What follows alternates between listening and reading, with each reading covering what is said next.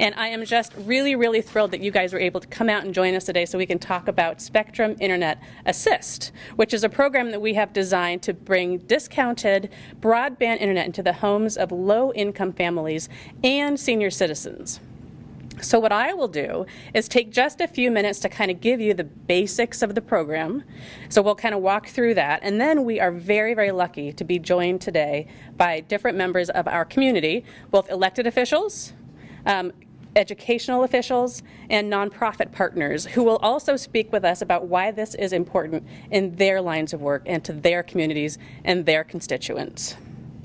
So I've got a very fancy PowerPoint slide here. We're going to go through it. There's only about 30 or 40 slides, so it'll be good. You'll be riveting. I got a couple of labs. I feel good about that. So according to the FCC, over 34 million Americans lack access to high-speed broadband at home. And that includes 5 million families with school-aged children. So Spectrum Internet Assist is Charter's way to help bridge this digital divide. Spectrum Internet Assist provides 30 megabits download speed for the fastest low-cost broadband program in the country. It costs only $14.99 a month, and that includes a modem at no extra cost. So let's think about that. So you get some of the fastest low-income broadband available in the country for only $14.99 a month. That's pretty remarkable. If we can get that program and that product into the homes, it will really affect people's lives. So there are two groups of people who are eligible for Spectrum Internet Assist. That would be, the first would be families with students participating in the National School Lunch Program, and senior citizens who are age 65 and older who receive Supplemental Security Income benefits. So that's two groups of people that we are affecting with this program. There are two caveats to think about. Prospective customers cannot have had Charter broadband 60 days prior to enrolling in Spectrum Internet Assist, and they must clear any outstanding debt to Charter incurred within the last year. So those are just two caveats to keep in mind. So there is a phone number that families can contact. We had initially also set up a website, but we think the phone number is the best way for folks to go. So if they're interested in the program, all they have to do is dial that number, and we will walk them through the process so they will be able to qualify and get the product in their homes. So it's a pretty easy way to go. And that is the end of my very intensive PowerPoint presentation. I know you want more, but I'm going to wrap it up there. But we are very lucky to have with us some community members, and I wanted to first share some time on this stage with some of our elected officials because they really do represent constituents, which is all of us. So I'm pleased to now introduce Raquel Crowley. And Raquel is the Central Washington Director for U.S. Senator Patty Murray. There you are. I knew you were in the back there. Come on up. Yeah. Well, thank you. Well, you're welcome. Thanks for joining us. Some brief little words from the Senator would be helpful. Words. Okay. So thank you for the invitation today. So Senator Patty Murray sends her regrets for this wonderful opportunity and event. So she's got little brief notes here for me to give to you. So Senator Patty Murray sends her regrets that she was unable to attend today's event and the rollout of Charter's new standalone Spectrum Internet Assist. As you all know, this great opportunity becomes a great game changer for many families across Washington state and where Charter is carried. As many rural communities and families become connected to the highway, this opportunity will increase the youth and the opportunity in the state for families to become connected and become world-class citizens, and with them connecting into the information and technology age. No more are the opportunities there in the rural communities for the dial-up. They're going to be connected now to the highest broadband. Let the growth and opportunity begin, and congratulations, and let's connect. Again, thank you, Senator Patty Murray. Thank you. Thanks. I appreciate you joining me. Oh, you're fine. Oh, I didn't hear that. Let's give her a nice, warm welcome for joining us on this stage. It's hard to get up here, people. Come on. See, that's much better. So thank you, Raquel. We also have with us, I see him walking around the side there, David Replug, the Central Washington Director for U.S. Senator Maria Cantwell, who carries a letter from Senator Cantwell.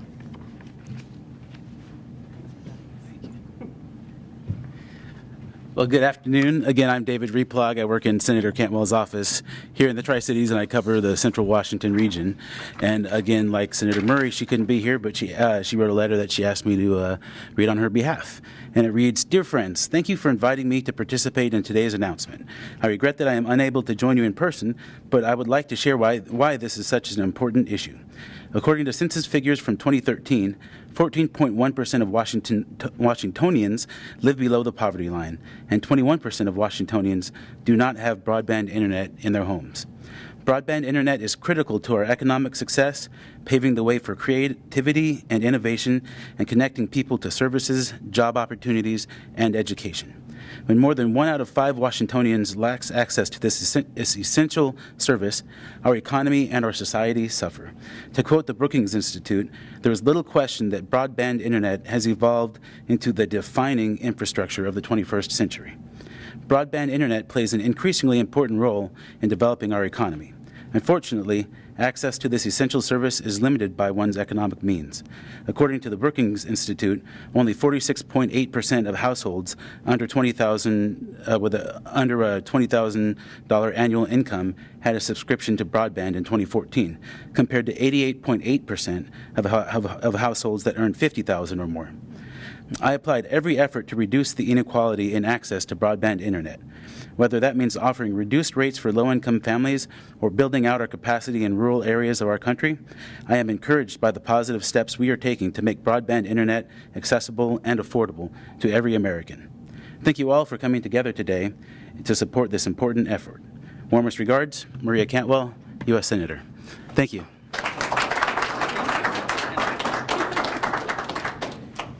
Okay, you guys are warming up. That was a little bit better. I'd like to now take a moment to invite up Jerome Delvin, who previously served as Washington State Senator and who now serves as a Benton County Commissioner.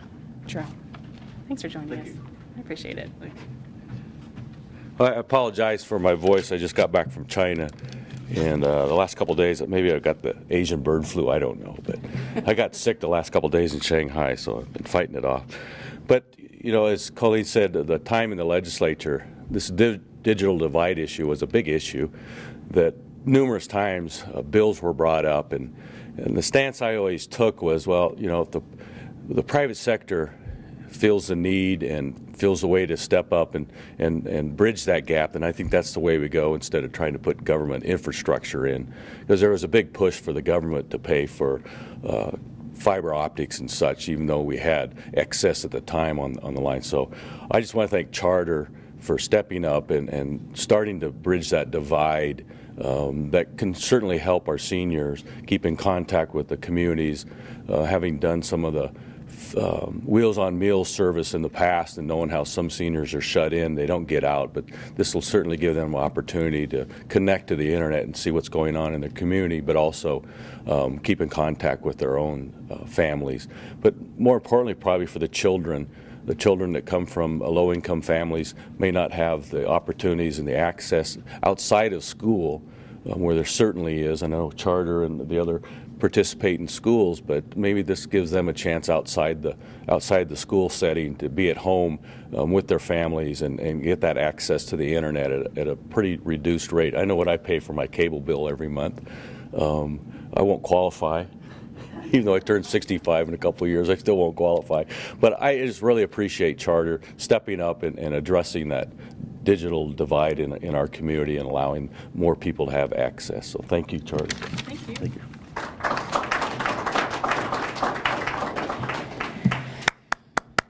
You guys are doing really good. I'm very proud of you guys. So I'd also now like to introduce one of my favorite people in the room. I just met him today, and he's already one of my favorite people in the room, Darcy Eisner. There you are. He's the Superintendent of Educational Service District 123. Mr. Eisner collaborates and provides consultation to 23 of the local school districts, as well as businesses and community members, to ensure that all students have access to the best education. Mr. Eisner. Thank you. You're welcome. Again, yeah, thank you. Well, first of all, I think I can speak on behalf of the 23 school districts that the ESD serves in this region. We have about 70,000 students within the region, and we provide a tremendous amount of resources and services, especially to our smaller districts. And the one thing that I just want to commend Charter on is thank you.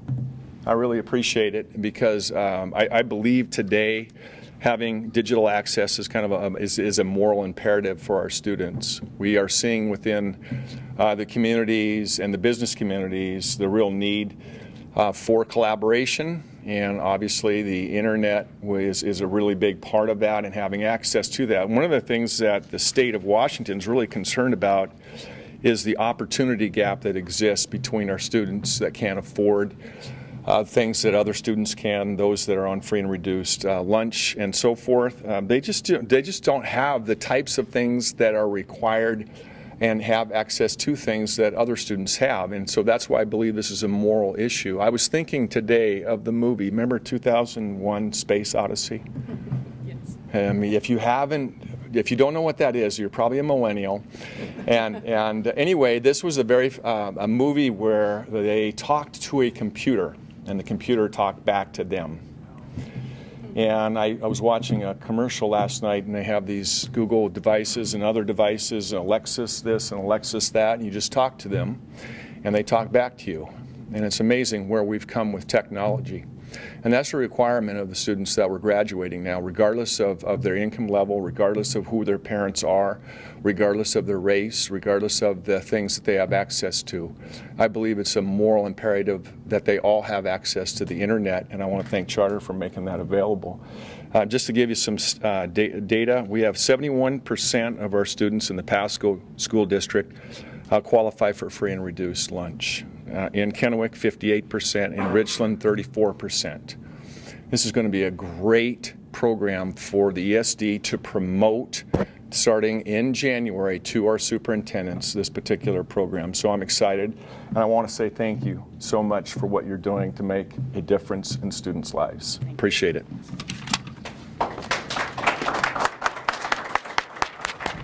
This is exciting stuff. You guys didn't have any idea, did you, of how exciting this was? This is really, this can be life-changing. So I just want you to remember that when you go home. I want you to share this with your friends and your family, and share the message that this really can be life-changing. And I'm not overselling it. Okay, so we do have one important speaker that I want to close out with. She has been one of our best community partners, so I want to introduce and bring up to the stage Susan Philipper, the Southeastern Regional Director, and we're going to give her lots of time because she has a challenge. Southeastern Regional Director of Junior Achievement of Washington. Charter is proud to support the work of Junior Achievement and inspiring young people to succeed in a global economy. So, Susan, thank you for making the effort and coming. I appreciate it. Thank you. Well, I'll tell you what, when we were first contacted about this program, we were excited about it. We have a lot of things coming down the road that are digital, but we weren't surprised because Charter has been investing in our community and in our organization and other nonprofits around the community. So just super excited about this.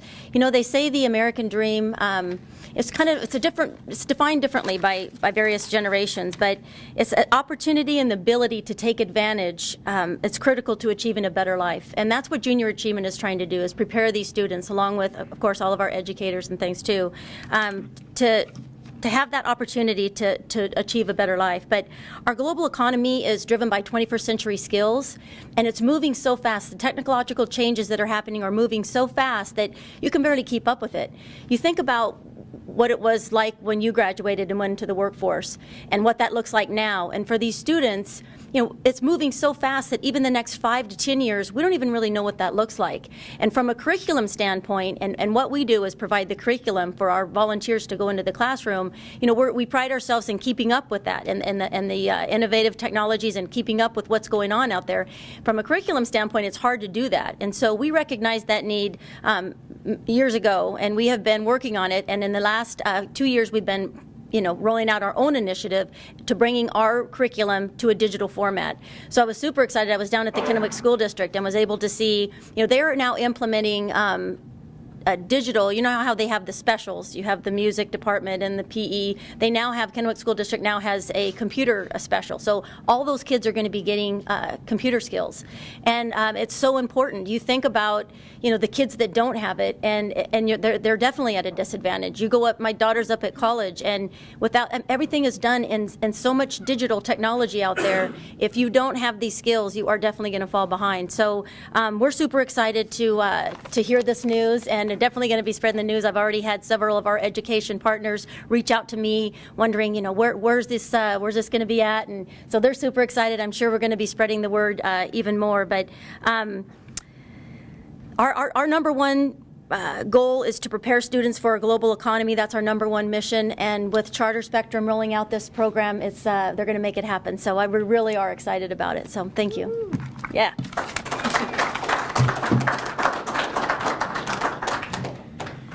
So I wanted to say one more big fat thank you to all of our partners, our elected officials, even those that are incognito today, and their representatives. They're still here. There you are. For coming out today and helping us launch Spectrum Internet Assist. Charter really is playing, we think, a vital part in connecting the communities we serve especially here in the Tri-City area, to the online resources and information that they need in order to become a part of a global economy and to help bridge that digital divide. So if you have any questions, my Government Affairs team is here. Raise your hand, Government Affairs team. There's one in the back, too. We're here, and we would love to talk with you about this program or answer any questions that you might have. And then with that, there are cookies. And so please help yourself to cookies and coffee. You've got some nice tchotchkes on the chairs there, so please make sure that you grab one of those. So thank you very much for joining us, and travel safe.